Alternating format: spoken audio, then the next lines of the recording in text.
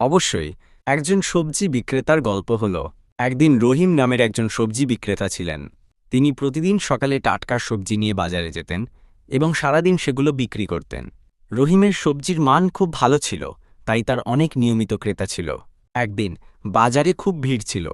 রহিম তার সবজি বিক্রি করতে খুব ব্যস্ত ছিলেন। হঠাৎ তিনি দেখলেন যে একটি ছোট ছেলে তার দিকে তাকিয়ে আছে। ছেলেটির হাতে কোনো টাকা ছিল না। রহিম ছেলেটিকে জিজ্ঞাসা করলেন, তুমি কি চাও? ছেলেটি বলল, আমি কিছু সবজি কিনতে চাই, কিন্তু আমার কাছে কোনো টাকা নেই। রহিম ছেলেটির দিকে তাকিয়ে হাসলেন। তিনি বললেন, ঠিক আছে, তুমি কিছু সবজি নিতে পারো, আজ তোমাকে টাকা দিতে হবে না। ছেলেটি খুব খুশি হল।